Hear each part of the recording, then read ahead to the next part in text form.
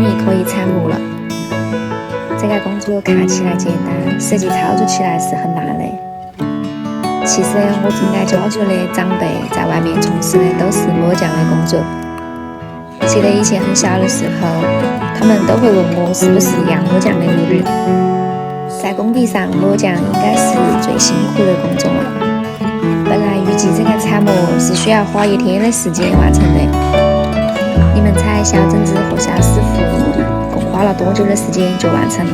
我说小师傅有点矮，采起这个木有点费劲。为了证明自己可以，他连忙加快了速度。我一边拍一边提醒他们注意脚下的钉子。结果小镇子万无一失，脚下没有着，头上还是着了。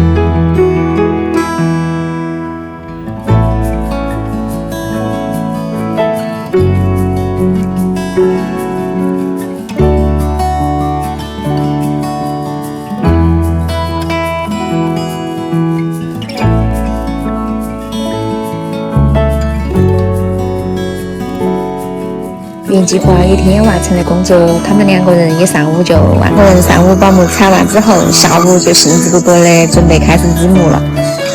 新手上路，问题还是挺多的。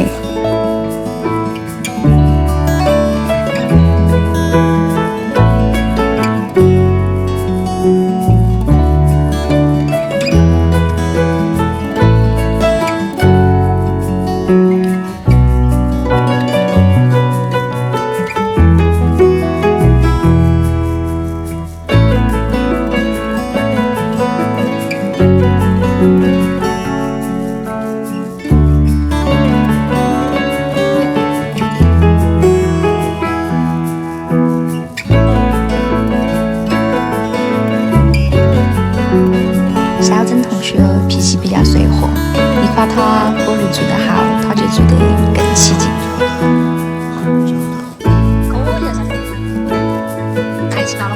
早上还在下雨，下午就出去了。剩下的1半多织木和打笨鱼藤的工作仍然没有停人，所以预计在1周左右完成。因为只是看别人做了一遍，然后自己做起来，返工的地方也比较多。还好小珍同学和小师傅2个人都是比较有耐心的。我撑起来了，所以第一步就很困难，要在下面找准每一个木头的点位，再把基础打牢。所以看起来一点点事情，却需要花大量的时间来完成。所以导致我们的工作进展得也很缓慢。看我们的曾师傅现在做起木工来已经有模有样了。趁着今天没有下雨，所以我们抓紧时间，从早上一直干到了天黑。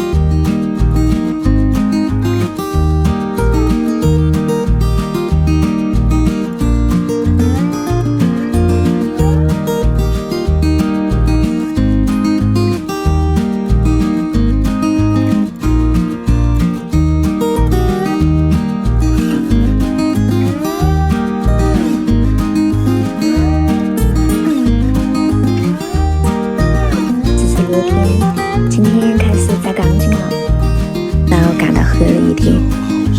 小珍同学解锁了好多新技能了，现在又会钢筋，又会混凝土，还会木工。今今天摘完钢筋，明天就可以打混凝土了，所以中午大家都没有休息，加班加点的工作。这个摘钢筋看起来简单，但是老师傅和小白绑出来的效果完全不一样。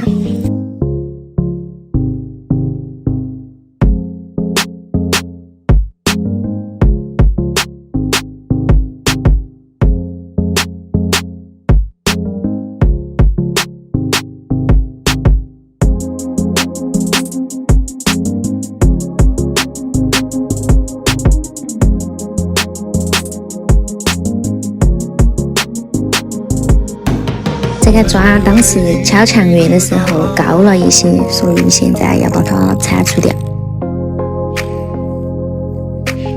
钢筋还要绑2层，现在是绑的第1层。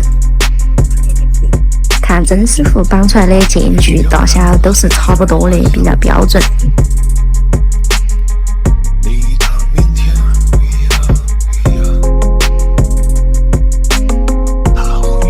为了加快进度，我也来帮着大家一起绑，但是我只能是把它绑稳。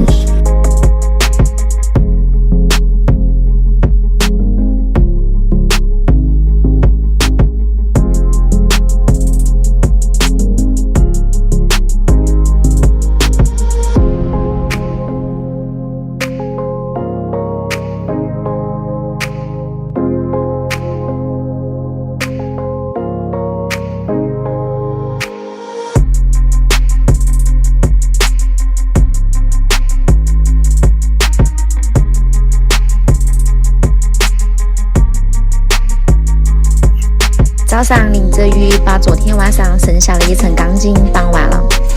今天请了人，即使是下雨也要把混凝土打完。今天我绑钢筋的速度都提高了，看来以后可以在工地上去混一口饭吃了。请的人马上就到了，一切准备就绪，马上开始准备打混凝土。这是最辛苦的一个环节了。坚持完今天，以后的活就会轻松很多很多了。剩下的1半混凝土预计半个小时左右完成，从中午的11点半左右开始打的。整个过程一直在下雨，真的很不容易。我们计算的河沙和设置都差不多刚刚用完，没有浪费一点点。看远处山上都有设置用完，就是火炉干完的时候。今天天气确实不是很好，一直在下雨，但是干起活来啦就不是很燃。我们一个二个都像泥娃娃一样的。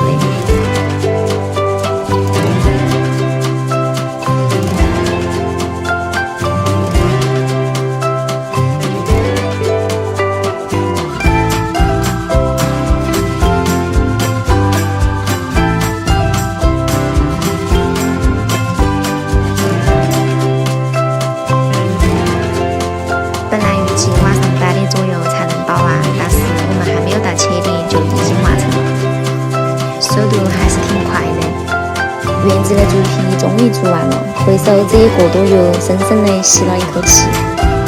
搅拌机用完，准备拿去换给人家了。做了差不多1个月，老板只收了我400块钱。这个抬搅拌机上车真的是很费力。别问为什么没有搬运过程，因为我也去帮忙了。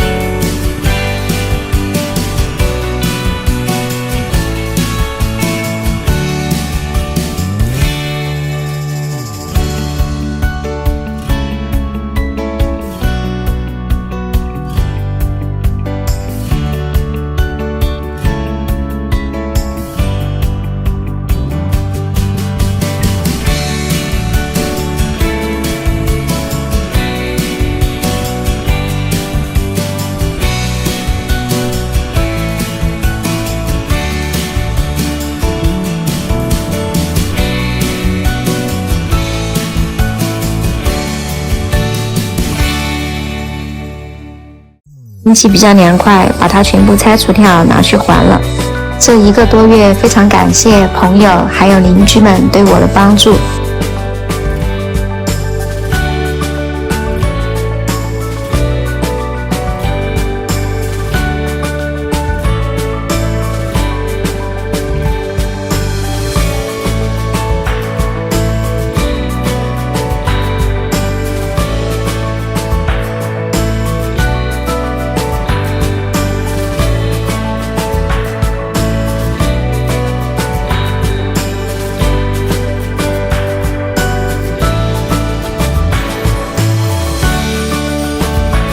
初恋改造小院的第不知道多少天了，历时3天，小院的围墙终于快做完了。这几天的天气都是一会儿下雨，一会儿天晴，这个天气适合上山捡蘑菇哦。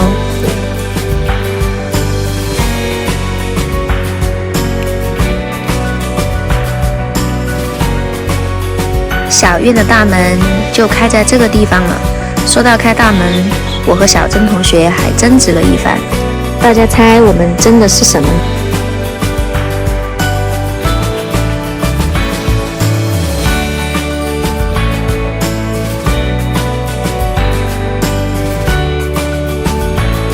不得不说，珍同学现在砌墙动作越来越熟练，速度也越来越快了呢。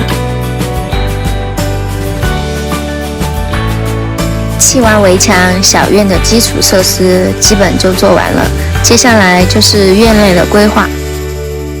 已经在期待开满花的小院了。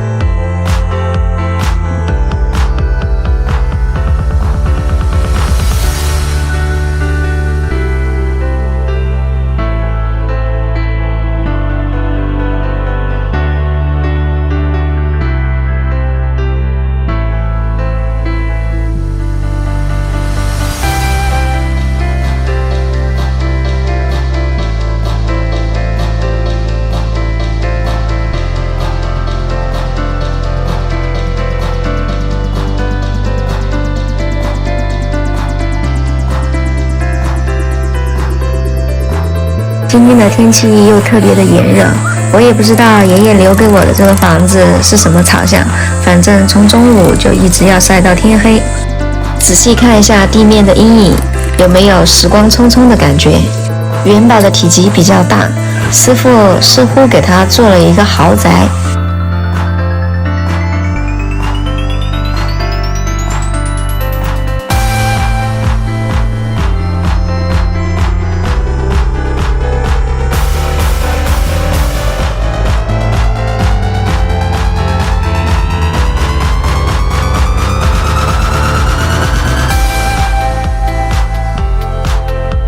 这一步叫来曾同学帮忙，窝很快就搭好了。今天又是改造小院最频繁的一天，带大家欣赏一下小院的全